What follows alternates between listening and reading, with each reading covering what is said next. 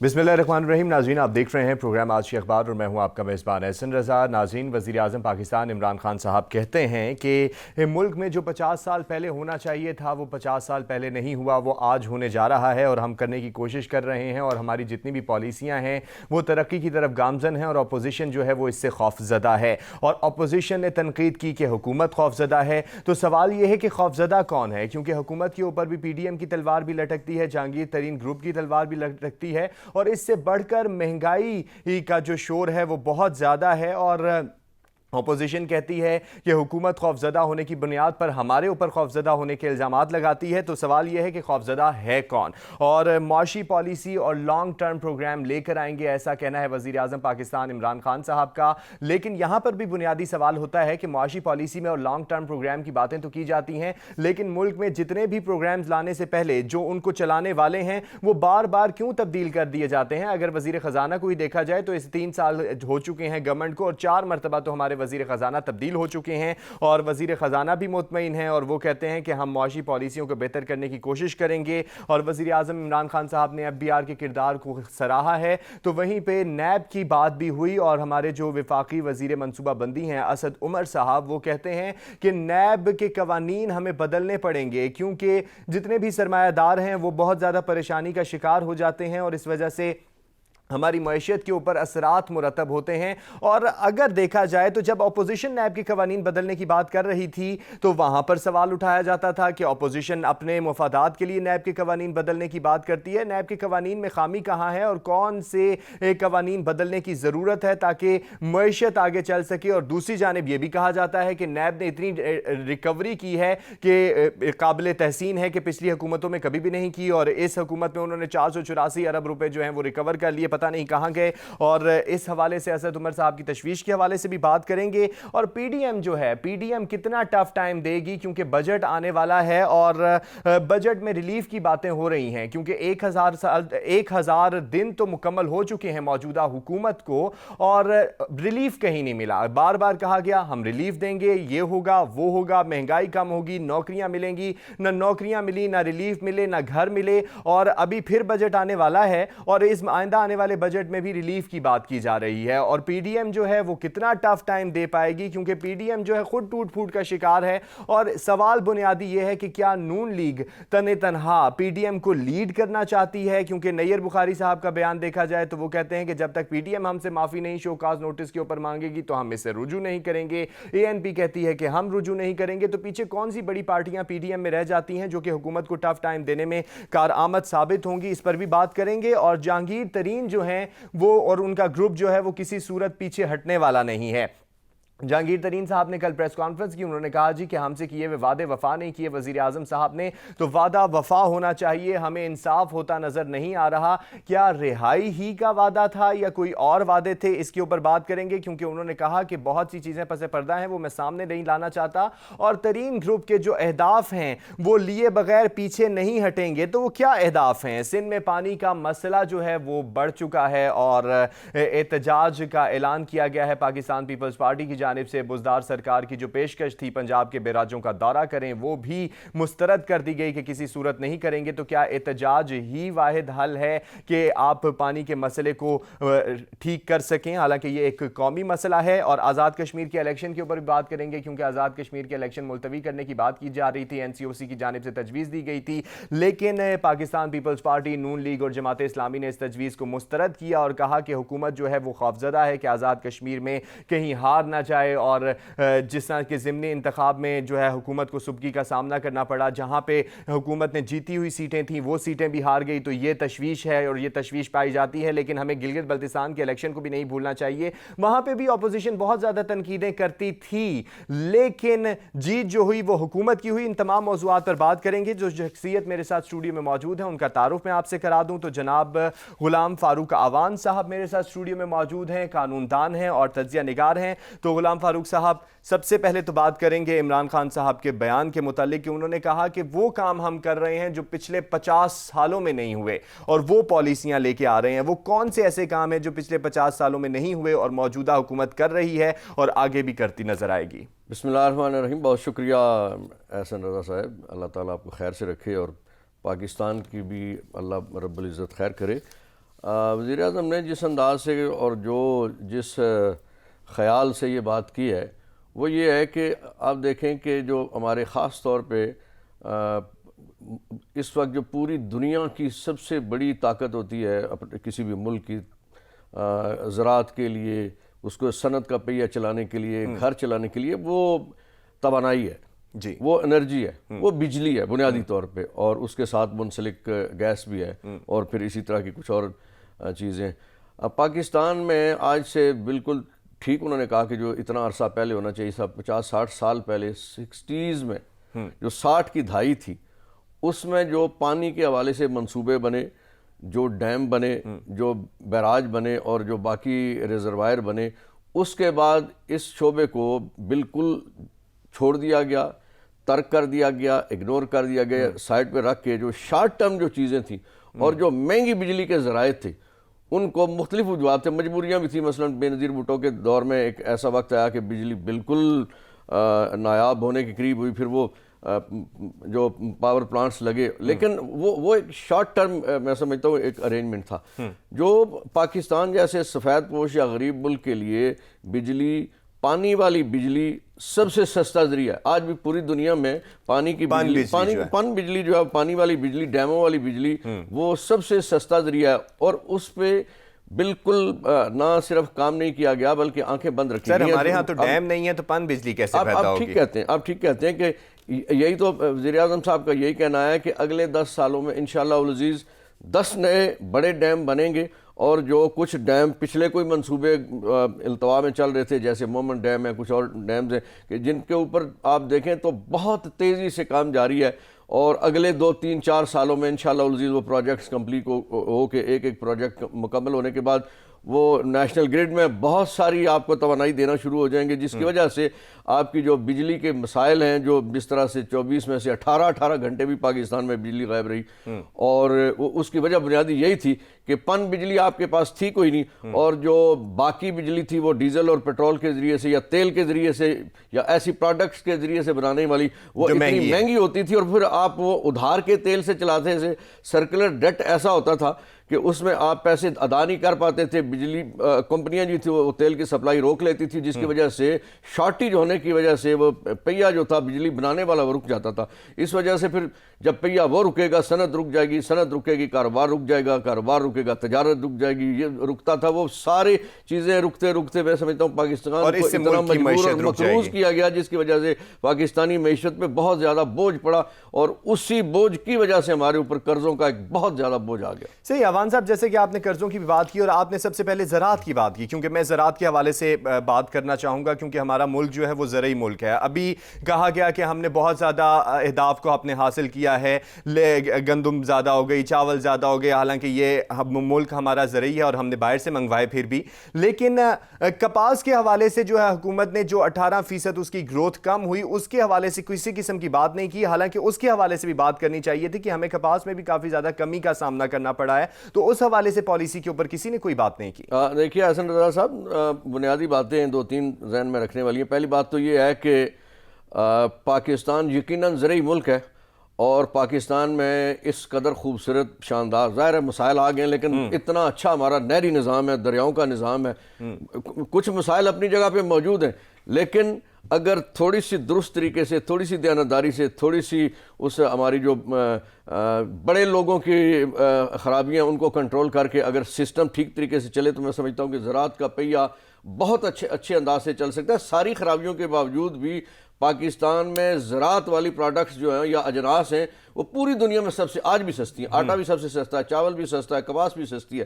اچھا، جیسے آپ نے ارشاد فرمایا کہ یہ کہا گیا جی کہ کپاس، مکئی کی پیداوار، اس کی چاول کی پیداوار، گندم کی پیداوار، گنے کی پیداوار زیادہ ہوئی تو کپاس کے اوپر بات نہیں۔ کپاس اس دفعہ کوئی مختلف مسائل تھے، کچھ کسی وقت اللہ کی طرف سے کوئی چیز آ جاتی ہے، کیڑا آ جاتا ہے، کوئی اور چیزیں آ جاتی ہیں، پھر دوسرا یہ ہوتا ہے کہ بعض اوقات کوئی فصل میں اس کی قیمت درست نہ ملنے کی وجہ سے جو گروور ہے وہ پیدائش میں کمی کر دیتا ہے، وہ آلٹرنیٹ کوئی چیز دوسری چیز اگا لیتا ہے، تو یہ ساری چیزیں میں سمجھتا ہوں اس کا باعث بنتا ہے۔ دوسری جو سب سے بڑی بات ہے حسن رضا صاحب کہ کپاس کی ہمیں کمی کیوں محسوس ہوئی، آپ نے دیکھا کہ پچھلے سال ڈیڑھ سے جو کپاس سے ریلیٹڈ پاکستان کی انڈسٹری تھی وہ پوری کی پوری چل پڑی. 24 گھنٹے وہ ملیں چل رہی ہیں, آپ کی اس سے ریلیٹڈ جتنی بھی کارخانے تھے وہ چل رہے ہیں. اور فیصل آباد اور وہ علاقے جہاں پہ کپاس سے ریلیٹڈ انڈسٹری ہے وہاں پہ وہ کہا یہ جا رہا ہے کہ اس کا مزدور نہیں مل رہا.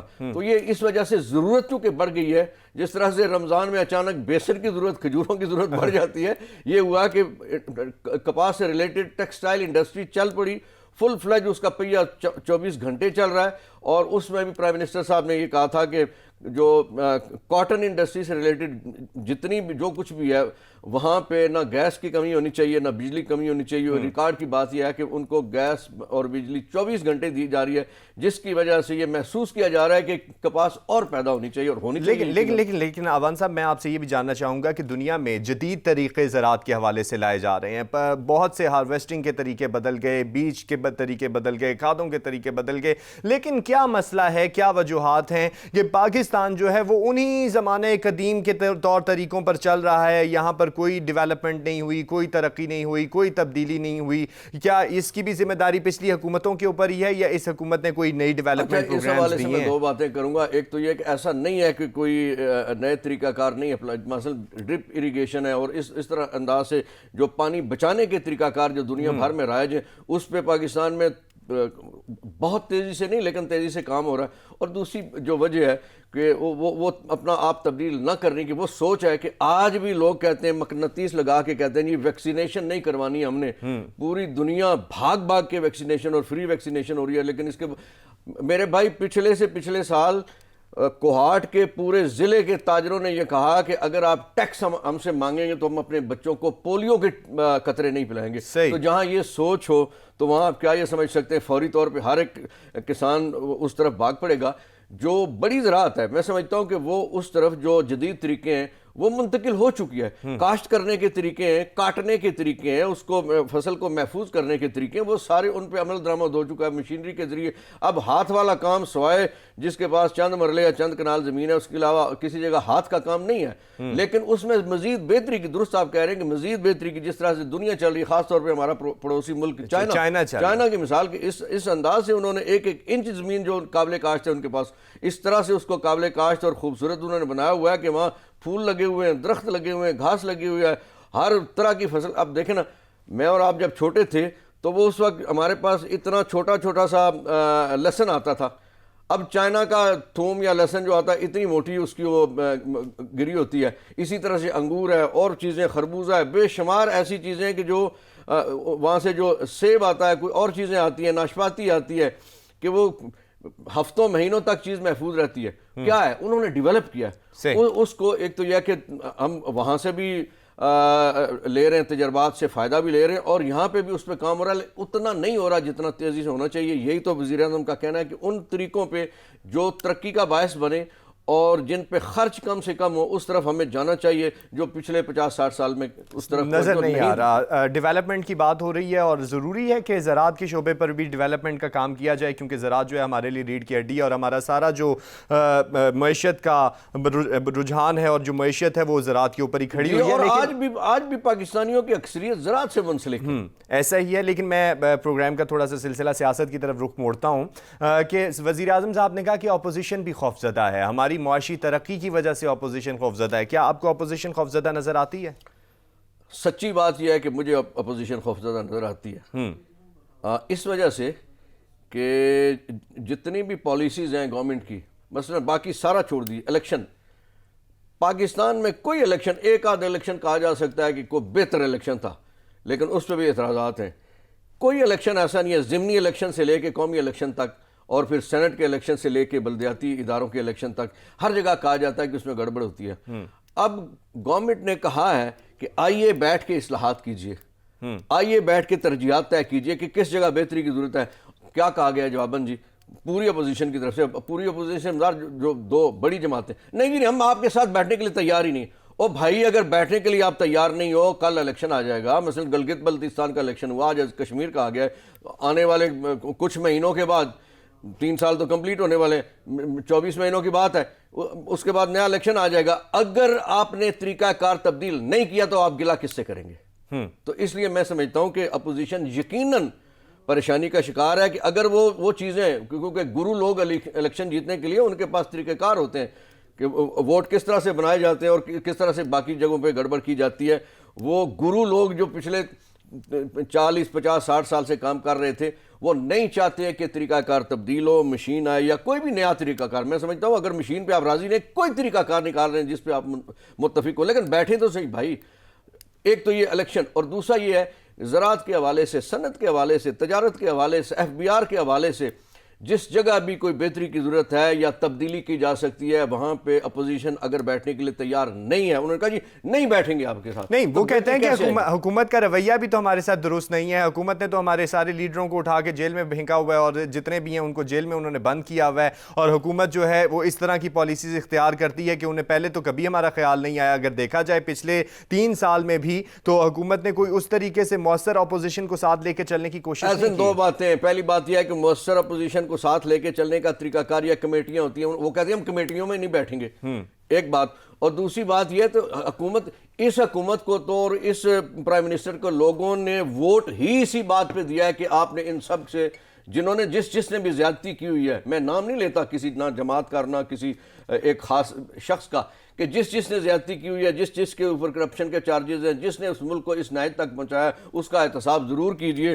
ظاہر ہے احتساب, دیکھیں نا احتساب پہ بہت ساری باتیں ہو رہی ہیں, لیکن آپ نے انٹرو میں بھی اس کا ذکر کیا ہے. لیکن نہ پچھلی حکومتوں نے اپنے ادوار میں, خاص طور پہ میں نون لیگ کی اگر اس حوالے سے بات کروں کہ پیپلز پارٹی بھی کہتی رہی لیکن نون لیگ اس پر نہیں بیٹھی, آج بھی احتساب کے حوالے سے بہتری کرنے کے لیے نہیں بیٹھتی. ہاں انہوں نے جب وہ فیٹف کا معاملہ تھا بیٹھے تو اس میں انہوں نے 4 درجن شرائط رکھ دیں, اور وہ ساری کی ساری شرائط جو تھی وہ یہ تھی کہ احتساب کے ادارے کوئی ختم کر دیا جائے. تو ایسے نہیں ہو سکتا. ملک کا نظام چلانے کے لیے اور خاص طور پہ ملک اس نہج تک کرپشن کی وجہ سے پہنچا رہے, اس پہ تو اتفاق ہے نا سب کا. اور اس کرپشن کو ختم کرنے کے لیے کرپشن کا ادارہ جو میں نے نہیں بنایا, جو آپ نے نہیں بنایا, عمران خان نے بھی نہیں بنایا, جو آپ لوگوں نے بھائی بنایا تھا, اسی ادارے کے تحت, اور اس کے جو چیئرمین اس وقت بھی بیٹھے ہوئے, آپ کے ہی بنائے ہوئے چیئرمین صاحب بیٹھے ہوئے, آپ کے لگائے ہوئے چیئرمین صاحب بیٹھے ہوئے, اور آپ کا ہی بنایا ہوا یہ قانون ہے, سارا کچھ ہے. تو بھائی اس میں اگر کوئی خلا ہے, کسی جگہ کوئی سکم ہے, تو بہتری کے لیے آؤ نا, بیٹھو نا, بات کرو. اگر بات نہیں کریں گے تو اس سے مراد یہ کہ خوفزدہ ہے کہ بہتری ہو گئی اور پھر بھی احتساب جاری رہا, ہم نے تو پھنس جانا ہے, اس لیے خوفزدہ ہیں. لیکن وہ کہتے ہیں جی کہ حکومت جو ہے وہ خوفزدہ ہے ہمارے سے. اور معاشی لانگ ٹرم پالیسی کی بھی بات کی گئی کہ کہا گیا کہ جی ہم معاشی لانگ ٹرم پالیسی لے کے آ رہے ہیں اور وہ طویل مدتی منصوبوں کی ضرورت ہے. لیکن بنیادی سوال یہ ہے کہ طویل مدتی منصوبے تب ہوتے ہیں جب انہیں چلانے والے بھی تقریباً ایک حکومت میں تو کوئی ویسے ہی لوگ ہوں جو اسے مسلسل چلا رہے ہوں. بنیادی سوال کہ 4 مرتبہ ہمارے وزیر خزانہ تبدیل ہوئے, اور جو ہر آنے والا تھا سوائے اسد عمر صاحب کے باقی جتنے بھی تھے وہ پچھلی گورنمنٹس میں بیٹھے ہوئے تھے, لیکن وہ ابھی بھی پچھلی گورنمنٹس پر ہی تنقید کرتے ہیں کہ انہوں نے ایسے کیا, انہوں نے ویسے کیا, حالانکہ پالیسیاں تو وہی وہاں پہ بھی بنا رہے تھے. یاد رکھیے آپ لیڈرشپ یا لوگ سسٹم چلانے کے لیے کیسے امپورٹ نہیں کر سکتے. وہی لوگ ہوتے ہیں یا اسی سسٹم میں سے, اسی معاشرے میں سے لوگ لینا پڑتے ہیں. جی بھٹو صاحب نے اتنی بڑی جماعت بنائی, نئی سیاسی جماعت بنائی, ایک عوامی جمہوری جماعت بنائی, کون لوگ تھے؟ وہی لوگ تھے. ایک وقت آیا کہ ان کو کہنا پڑا کہ مجھ سے غلطی ہوئی ہے کہ جن لوگوں کے خلاف میں نے یہ جماعت بنائی تھی, جاگیرداروں کو, مجھے بھی مجبوراً ساتھ لانا پڑا, رکھنا پڑتا ہے, آپ کی مجبوری ہوتی ہے. آپ کہاں سے بندے امپورٹ کریں گے؟ پھر دوسری بات یہ ہے کہ جو کپتان ہوتا ہے, جو لیڈر ہے, وہ اس نے چناؤ کرنا ہے کہ کون بندہ کس پوسٹ پہ کس کام کے لیے بہتر ہے. مثال کے طور پر اب یہ ایک جنرل سٹیٹمنٹ دے دی جاتی ہے, سویپنگ سٹیٹمنٹ, کہ جناب یہ سارا کچھ ہی تباہ ہو گیا, کوئی ادارہ کام نہیں کر رہا, کوئی منسٹری کام نہیں کر رہی. بے شمار منسٹریز ہیں جو بہت اچھے انداز سے کام کر رہی. مثال کے طور پہ ہماری فارن منسٹری الحمدللہ اس انداز سے انہوں نے کام کیا ہے کہ جس کا پاکستانی پوری دنیا سراہ رہی ہے. اسی طرح سے انٹیریئر منسٹری نے بہت اچھے انداز سے کام کیا. آپ دیکھیے کویت کے ساتھ ابھی 10 سالوں کے بعد آپ کا ویزا کھلا ہے. اسی طرح سے آپ کی جو لیگل سائٹ پہ آپ دیکھیے کہ جو آپ اربوں خربوں پہ آپ کے اوپر جو ریکارڈنگ کے حوالے سے جرمانے پڑے ہوئے تھے, آپ کو دینا تھا, وہ کیس آپ جیت کے.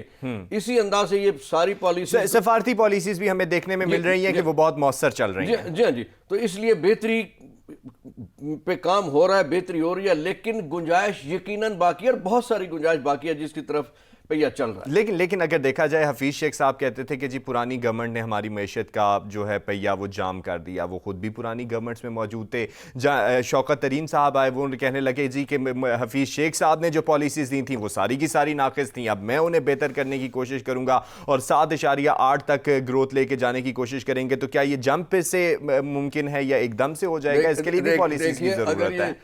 پچھلے حکومتوں والے ہمارے دوست یہ کہتے ہیں کہ ہمارا نظام تو بہت اچھا تھا, بھائی تو آپ کے ہی لوگ ہیں نا, چلیں حفیظ شیخ صاحب ہیں یا کوئی دوسرے صاحب. نہیں تو یہ کہتے ہیں کہ ان کا نظام خراب تھا تو یہ بھی تو ان کے ساتھ تھے. میں یہ سمجھتا ہوں کہ بنیادی بات یہ ہے کہ پالیسیز ہوتی ہیں نا. اب وہاں سے ایک آپ نے چوکیدار تو لگا دیا, لیکن پیچھے چوہے لگے ہوئے ہیں جو بوری کو کاٹ کے, چوکیدار بوری کو دیکھ رہا ہے اور چوہے کاٹ کے لے کے جا رہے ہیں. اب یہ ہے کہ آپ نے چوکیدار بھی رکھنا ہے اور وہ بھی تبدیل کرنا ہے اور چوہوں والا راستہ بھی بند کرنا ہے, ان چوہوں کو بھی پکڑنا ہے اور بوری کی سلائی بھی کرنی ہے. تو یہ عمران خان وہ چوکیدار بھی تبدیل کرتا رہتا ہے اور چوہوں کو بھی پکڑتا رہتا ہے اور بوری کی سلائی کی کوشش کر رہا ہے, اور اسی طرح سے وسائل آپ کے بچیں گے, اسی طرح سے بہتری کی توقع کی جا سکتی ہے. ظاہر ہے تجربات ساتھ ساتھ ہوتے ہیں اور لوگوں کو ٹیسٹ کیا جاتا ہے. جو لوگ دیکھیں نا, مجھے اگر کہا جائے کہ آپ خزانہ چلائیں, میں لا ریلیٹڈ آدمی ہوں, میں خزانہ نہیں چلا سکتا, لیکن خزانے میں سے ہی بہتر آپ مثلا 10 بندے آپ کے سامنے, آپ نے ان 10 میں سے کسی ایک کو لینا ہے. ایک کو لیتے ہیں, اس کی کارکردگی آپ سمجھتے ہیں کہ جتنی ہونی چاہیے تھی اس طرح سے نہیں ہے, دوسرا کوئی بہتر آدمی ہے, تو کپتان کی ڈیوٹی ہے. اور کپتان نے 2 باتیں قوم سے پہلے دن کہی تھی. اس نے کہا تھا کہ میں لوگ تبدیل کرتا رہوں گا, اور انہوں نے پہلے 6 مہینے بھی اپنے لوگ تبدیل کیے, اسد عمر جیسے بندے کو بھی تبدیل کیا. اور دوسری بات وہ یہ کہتے تھے میں قوم سے کوئی بات چھپاؤں گا نہیں, وہ کمی اپنی بھی, وہ کہتے ہیں مجھ سے یہ غلطیاں ہوئی, ٹکٹ دینے میں بھی غلطیاں ہوئی, وزارت دینے میں بھی غلطیاں ہوئی, فلاں جگہ بھی غلطیاں. وہ بندہ چونکہ لیکن کسی کو ہٹایا نہیں گیا. ہوا یہ کہ ایک کو ایک وزارت سے ہٹا کے دوسری وزارت پہ لگا دیا گیا, دوسرے کو اٹھا کے وہ کسی اور وزارت پہ لگا دیا گیا. وزارتوں کی تقسیم اور تبدیلیاں ہوتی رہیں لیکن کسی کو ہٹایا نہیں گیا, مکمل طور پہ کسی کو علیحدہ نہیں کیا گیا. میچ کے لیے لے کے جاتے ہیں نا, وہ 16 یا 18 کھلاڑی, انہی میں سے ہی آپ تبدیل کرتے ہیں نا. ایسا تو نہیں ہوتا ان سب کو ہٹا کے تو آپ اس ٹورنامنٹ کے دوران یا اس میچ کے دوران یا سیریز کے دوران کوئی نئے لوگ لیں. انہی میں سے ہی آپ 6 نمبر والے کو 9 پہ لے آتے ہیں, 11 والے کو آپ 3 پہ کھلا دیتے ہیں. یہ آپ کی صوابدید پہ مبنی ہے کہ آپ حالات, واقعات اور پوزیشن جو ہے جو اس کے مطابق جو آپ بہتر سمجھتے ہیں وہ کرتے ہیں. میں سمجھتا ہوں عمران خان جو بہتر سمجھتے ہیں کر رہے ہیں, اور اس کے نتائج بھی انشاءاللہ صحیح. ٹیم کی تبدیلی ہوتی رہتی ہے اور ٹیم جو ہے بہتری کی طرف جائے. یہ بھی ہماری بھی خواہش ہے کہ ٹیم جو ہے اچھے ثمرات لے کے آئے. پاکستان میں تو ہم نے یہ بھی دیکھا کہ سپریم کورٹ بلا رہی تھی اور نون لیگ کا وزیر خزانہ جو یہاں موجود ہی نہیں تھا, جو دوسرے وطن جا چکا تھا, اور اس کی سینیٹرشپ بھی قائم تھی, اور پھر وہ وزیر خزانہ بھی قائم تھے, کام کوئی اور کر رہا تھا.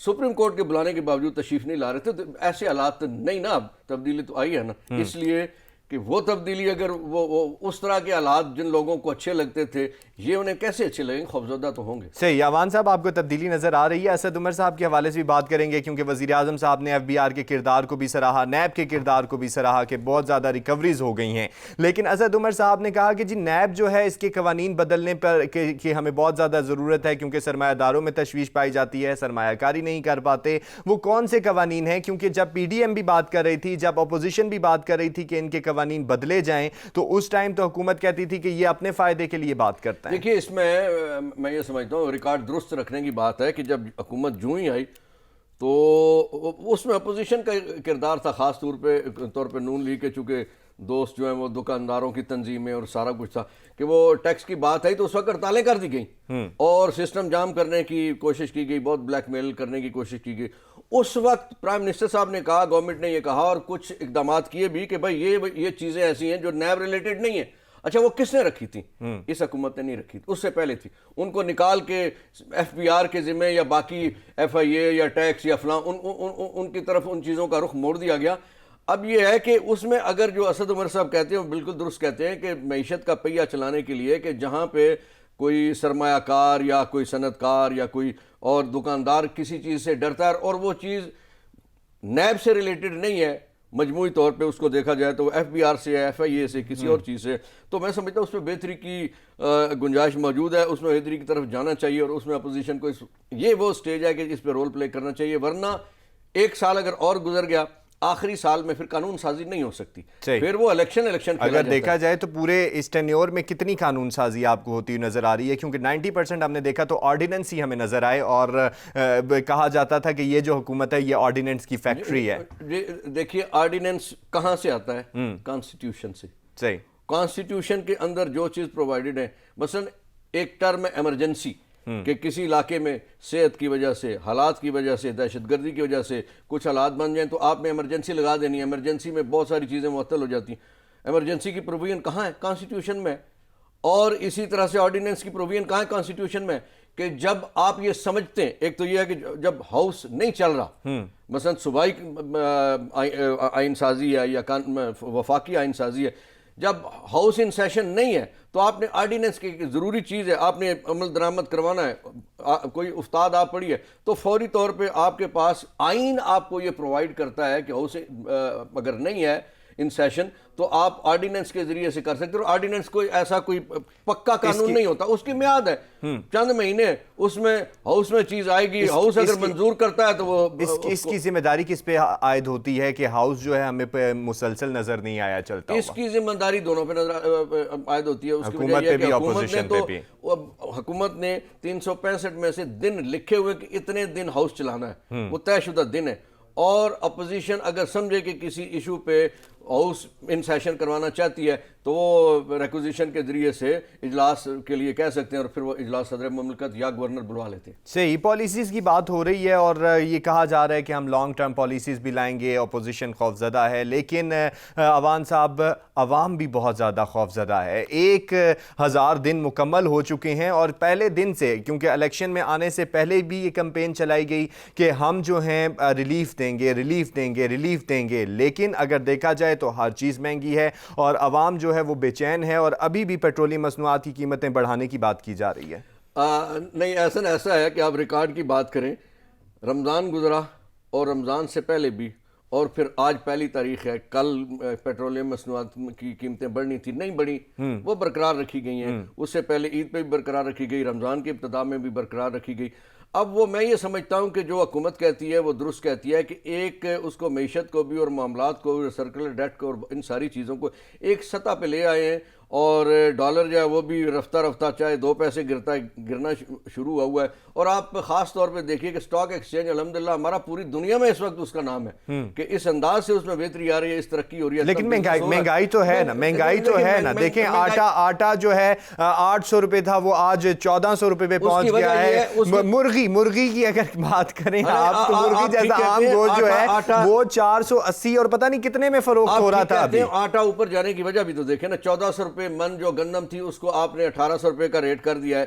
ظاہر ہے جو گروور ہے، جو کاشتکار ہے، جس کو بجلی مہنگی ملتی ہے، کھاد مہنگی ملتی ہے، اس کو لیبر مہنگی ملتی ہے، ٹریکٹر مہنگا ملتا ہے، تو اس نے تو کہیں سے کمپنسیٹ ہونا ہے نا۔ تو اس لیے اس گندم کی، اچھا پھر اس میں ضد کی وجہ سے اب سندھ نے انہوں نے 1800 قیمت رکھی، انہوں نے 2000 روپے قیمت رکھ دی۔ بس کس طرح سے کام برابر ہوگا؟ کراچی کے اندر آٹا کس طرح سے اور لاہور کے اندر ایک ریٹ سے کیسے ملے گا؟ کہ لاہور میں اگر 1800 روپے سرکاری ریٹ ہے اور وہاں آپ نے 2000 رکھ دیا تو ظاہر ہے پھر وہ تفاوت تو آئے گی نا۔ اس لیے میں سمجھتا ہوں تھوڑی سی یہ بھی سیاست ہے، اور دوسرا یہ ہے کہ گرور کو ایک اچھی قیمت ملنی ہے۔ ظاہر ہے گرور کو ریٹ جب آپ بڑھائیں گے تو پھر قیمت میں اضافہ ہوگا، لیکن اتنا اضافہ نہیں ہے کہ جو اڑوس پڑوس ہمارے انڈیا میں آج بھی آٹا ہم سے بہت مہنگا، افغانستان میں، چائنا میں اور ایران میں، سارے پڑوسی ملکوں میں آٹا ہم سے بہت زیادہ مہنگا اب بھی۔ لیکن اگر ابھی ریلیف کی بات کی جا رہی ہے، بجٹ آنے والا ہے، پچھلے بجٹ میں بھی ریلیف کی بات کی گئی تھی، اس سے پہلے بجٹ میں بھی ریلیف کی بات کی تھی، اس دفعہ ریلیف ملے گا؟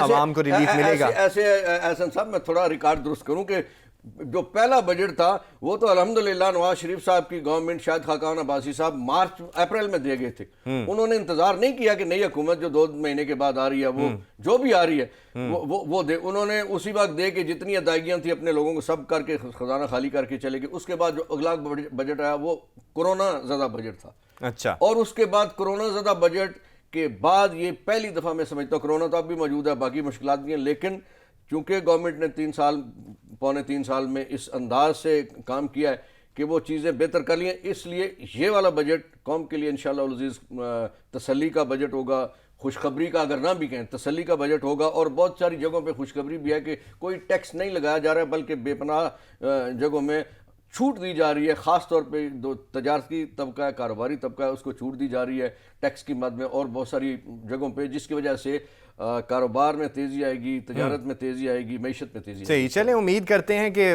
واقعی یہ جو وعدے ہیں یہ وفا ہو جائیں اور جو ہے بجٹ میں عوام کو ریلیف ملے، احسن صاحب وہ صرف وعدے نہیں، وہ چیزیں نظر آ رہی ہیں، وہ نظر بھی آ رہی ہیں، جس طرف وہ اس سمت پہ چلے ہوئے نظر بھی آ رہی ہیں۔ ٹھیک ہے، اس سمت پہ چلے ہوئے ہیں، لیکن عوام جی جاں بلب ہے اور عوام پریشان ہے سر اور عوام ان کو تسلی ریلیف میں، ملے۔ عوام اچھا سنیے، اگر عوام جہاں بلاب ہوتی ہے آدھے روڈز پہ ہوتی ہے، ایسا نہیں۔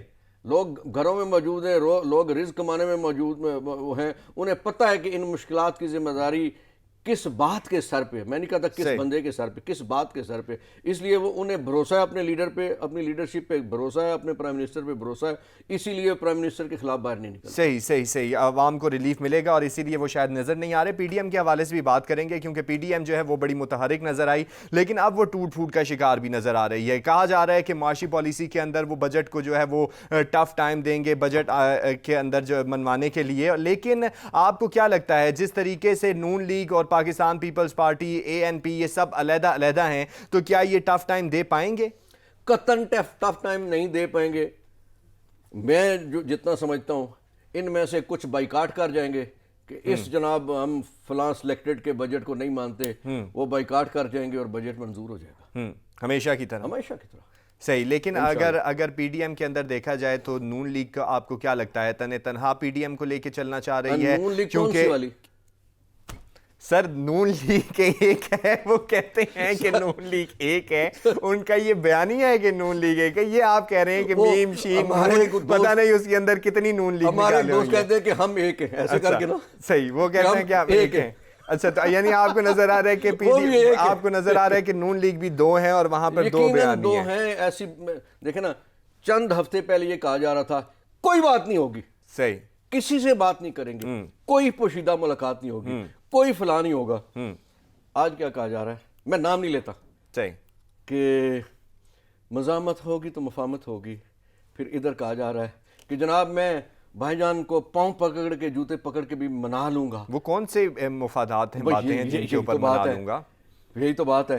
پھر ایک اور صاحب کہتے ہیں جو خفیہ ملاقاتیں اکثر کرتے ہیں، وہ کہتے ہیں جناب ہمارے پنڈی والوں کے ساتھ تو حالات بڑے اچھے ہو گئے ہیں، اچھا تو انہوں نے گڈ بکس ہی چاہ گیا۔ تو اس لیے سر نہ وہ ایک پیج پہ ہیں، میں نون لیگ کی بات کر رہا ہوں، اور نہ پی ڈی ایم ایک پیج پہ ہے قطعاً، کیونکہ آج بھی شاید خاقان صاحب کا جو سٹیٹمنٹ لگی ہوئی ہے وہ یہ ہے، انہوں نے کہا کہ قصہ انہوں نے کہا تو قصہ پارینہ بن چکی، پیپلز پارٹی اور اے این پی وہ نہیں آ رہے، تو اس لیے پی ڈی ایم کہاں گئے۔ اور دوسری طرف نون، وہ ان میں بھی وہ ایک ہی ہیں، اس طرح سے میں نے پہلے بھی کہا ہے کہ وہ ان کے اندر شہباز شریف صاحب کی، حمزہ شہباز کی، سلمان شہباز کی سوچ اور ہے، اور مریم صاحبہ کی، نواز شریف صاحب کی سوچ اور ہے۔ اس سوچ میں سے کوئی راستہ نکالنے کے لیے شہباز شریف صاحب کو بھیجنا چاہتے تھے، بدقسمتی سے انسپیکٹر نے روک لیا قانون کے تحت، اب وہ نہیں جا سکے۔ تو اب پھر میں سمجھتا ہوں کہ وہ چیزیں جو ہیں جس طرح سے چاہ رہے تھے اس طرح سے نہیں ہوئیں، پریشانی تو ہونی ہے۔ لیکن اگر دیکھا جائے تو پاکستان پیپلز پارٹی کی طرف سے بھی ایک بیان دیا گیا، نیر بخاری صاحب نے بیان دیا گیا کہ ہمیں شو کاز نوٹس کی معافی مانگنی چاہیے، اور شاہد خان عباسی صاحب کہتے ہیں کہ آپ جا سکتے ہیں، آپ کا کوئی واپس آنے کے چانسز نہیں ہیں۔ نیر بخاری صاحب نے جو کچھ کہا، انہوں نے تو اپنے چیئرمین کی بات کو آگے بڑھایا جنہوں نے اس شو کاز کو اٹھا کے پھاڑ کے تو اس کے ڈسٹ بن میں ڈال دیا تھا۔ اور دیکھیں نا، جو سیاسی جماعتوں کے اتحاد ہوتے ہیں یا کوئی کولیشن ہوتی ہے یا کوئی اس طرح سے، اس میں چاہے ایک سیٹ والے عمران خان صاحب کی پارٹی کی میں بات، حکومت کی بات، ایک سیٹ والے شیخ رشید صاحب ہیں اور بہت ساری سیٹوں والی اور جماعتیں ہیں، تو جب اکٹھے بیٹھتے ہیں تو رائے سب کی ایک جیسی ہوتی ہے، اور کسی کے ایک سیٹ والے کے خلاف بھی آپ کچھ اس انداز سے نہیں کر سکتے جس طرح سے گھر میں بیٹھ کے تایا جی اپنے بھتیجے کو ڈانٹتے ہیں۔ وہاں تو تایا جی اور بڑے لالا جی بننے کی کوشش کی گئی ہے کہ جناب آپ کو شوکاز دے۔ سیاسی جماعتوں میں کہاں شوکاز ایک دوسرے کو بھائی ہوتے ہیں، اس لیے نابالغ قیادت تھی، نابالغ مشاورت تھی اس وقت کی، اور نابالغ مشاورت کے تحت مولانا صاحب کو مجبور کیا گیا، اور مولانا صاحب بھی شرمندہ ہو کے کہ ڈاکٹر کے مشورے پہ ہفتوں مہینوں پردے سے غائب ہو گئی۔ لیکن ابھی وہ پھر منظر عام پر آ چکے ہیں، وہ پھر سے جلسے جلوس کرنے جا رہے ہیں، 14 اگست کو اسلام آباد میں جلسہ ہونے والا ہے۔ ختم تو نہیں کی نا، صحیح، انہوں نے سیاسی جماعت ختم تو نہیں کی، انہوں نے بھی کل الیکشن لڑنا ہے، لیکن ہوا سب کی اکھڑی ہوئی ہے، غبارے سب کے بے اثر ہو چکے ہیں۔ اب یہ غبارے اوپر جانے نہیں. اگر پی ڈی ایم کے اختلافات کی وجہ سے ہی کل وزیر اعظم صاحب کو یہ بھی کہنا پڑا کہ اگر یہ ایک ہوتے اور اگر یہ عوام کے ساتھ ہوتے تو شاید حکومت گر چکی ہوتی, لیکن یہ عوام کے ساتھ نہیں ہے اس لیے حکومت کھڑی ہوئی ہے. یہ ان کے اختلافات کی بنیاد ایسی ہے کہ یہ حکومت کو ٹف ٹائم نہیں دے پا رہے, یا پی ڈی ایم جو ہے اتنی مؤثر ثابت نہیں ہو رہی جتنا پہلے تھی. یہ ہے کہ حکومت کے معاملات, اس کی پالیسی اتنی تگڑی ہے اور اس طرح سے ہے کہ لوگوں کا یقین ہے, اور دوسری طرف ان کا چونکہ پہلے دن کا جو ملاپ تھا یہ آگ اور پانی تھے. ایک رخ نہیں ہے, ایک سوچ نہیں ہے, ایک نظریہ نہیں ہے, اس لیے پہلے دن سے ہی ان کے معاملات الگ الگ تھے اور صرف وقتی طور پہ کچھ چیزوں پہ اکٹھے ہوئے تھے جو بہت جلد انہیں پتہ چل گیا کہ یہ ایسا نہیں ہو سکتا, اکٹھے نہ کبھی چلے ہیں, نہ چل سکتے ہیں, نہ آئندہ چل سکتے ہیں. اس لیے عمران خان صاحب کی حکومت کو ان سے کوئی خطرہ نہیں. صحیح ہے. تو جہانگیر ترین صاحب کے گروپ سے کوئی خطرہ ہے, کیونکہ وہ بھی ایک تلوار ہی ہے ان کے اوپر, اور وہاں پہ جہانگیر ترین صاحب کا گروپ جو ہے وہ کہتا ہے کہ جی ہم اپنے اہداف سے پیچھے ہٹے نہیں گے. تو وہ کون سے ہدف ہیں جن سے وہ پیچھے نہیں ہٹنا چاہ رہے؟ اور انہوں نے یہ بھی کہا, جہانگیر ترین صاحب نے یہ بھی کہا کہ ہمیں انصاف نہیں مل رہا. دو باتیں بڑی عام ہیں, بلکہ تین باتیں. ایک تو یہ ہے کہ وہ انصاف کے لیے جو پارٹی کے اندر جو بات ہے وہ ایک کمیٹی بنی ہوئی ہے, آپ کو پتہ ہے, اور جس کی سربراہی بار بار بدلتی رہتی ہے, اور وہ کمیٹی کی رپورٹ آنے والی ہے, اور جب تک رپورٹ نہیں آتی اس پہ زیادہ کہنا مناسب نہیں ہے. دوسری بات یہ ہے کہ عمران خان صاحب نے تہیہ کیا ہوا ہے پہلے دن سے کہ جس منسٹر یا پی ٹی آئی کے لیڈر پہ اگر کوئی چیز آئے گی تو عدالتوں میں خود اپنا سامنا کریں گے. پی ٹی آئی ان کے لیے کھڑی نہیں ہوگی, یا حکومت ان کے لیے, یا پرائم منسٹر ان کے لیے کھڑے نہیں ہوں گے. اور تیسری بات یہ ہے, جہانگیر ترین خان صاحب نے ایک دفعہ نہیں, ریپیٹڈلی انہوں نے یہ کہا ہے کہ میں کل بھی پی ٹی آئی تھا, آج بھی پی ٹی آئی ہوں, پرسوں بھی پی ٹی آئی ہوں.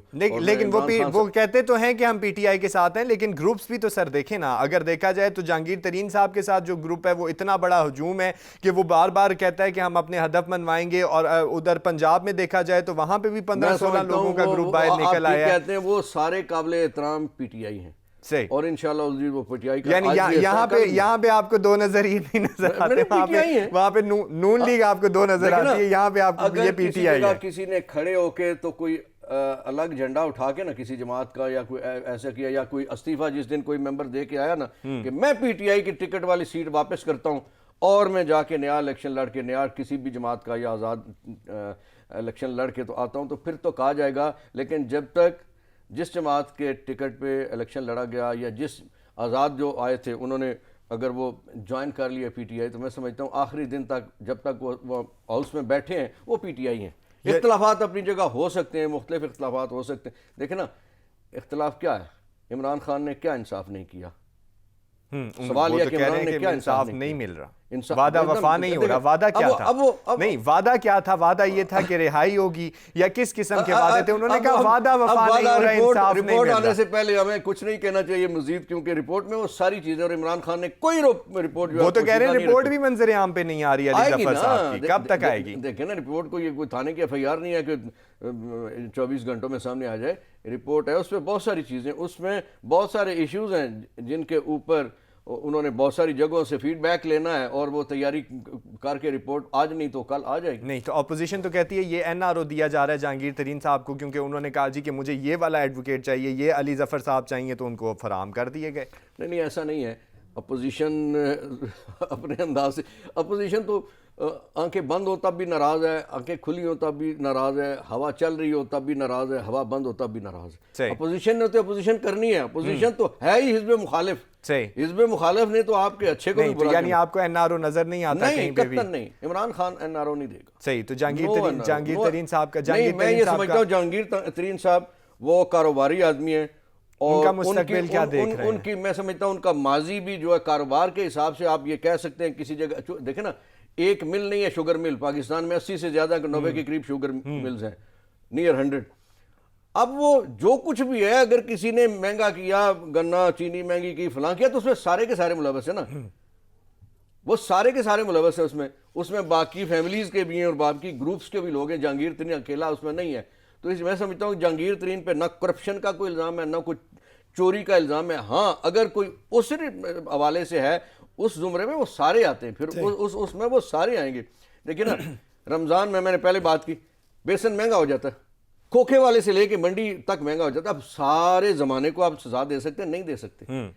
اسی طرح سے اب آنے والے وقتوں میں بہتری لا سکتے ہیں کہ گروور کو پیسہ ٹھیک ملے، گنے کی قیمت ٹھیک طے ہو، وقت پہ رسیدوں کی بجائے جہانگیر پکے ترین بل صاحب کا ملیں۔ اور مستقبل، جہانگیر صاحب کا مستقبل سیاست تو وہ پہلے چھوڑ چکے ہیں، انہوں نے کہا کہ میں اپنے بیٹے سے بھی سیاست نہیں کراؤں گا، لیکن جہانگیر صاحب تگڑے آدمی ہیں، پی ٹی آئی کا بڑا تگڑا ایک لیڈر ہے، اور یعنی عمران پی ٹی خان آئی صاحب کے وہ ساتھی ہیں، پی ٹی آئی کے ساتھ ہیں۔ آزاد انشاءاللہ کشمیر کے الیکشن کے اوپر بات کریں گے، کیونکہ آزاد کشمیر کے الیکشن ہونے جا رہے ہیں اور اس کے اوپر این سی او سی نے بھی تجویز پیش کر دی کہ ملتوی کیے جائیں۔ اپوزیشن کہتی ہے جی کہ حکومت جو ہے وہ خوفزدہ ہے، وہ آزاد کشمیر کے اندر جو ہے ہارنے کی پوزیشن پر ہے۔ کیا لگتا ہے، کیا یہ صرف بیانات ہیں یا واقعی حکومت کو کوئی اس قسم کی تشویش ہے؟ اس میں پہلی بات تو یہ ہے کہ وہاں حکومت پی ٹی آئی کی نہیں ہے، ہاں، نون لیگ کی ہے، نون لیگ کی حکومت ہے، اس لیے خوفزدہ کون ہو سکتا ہے؟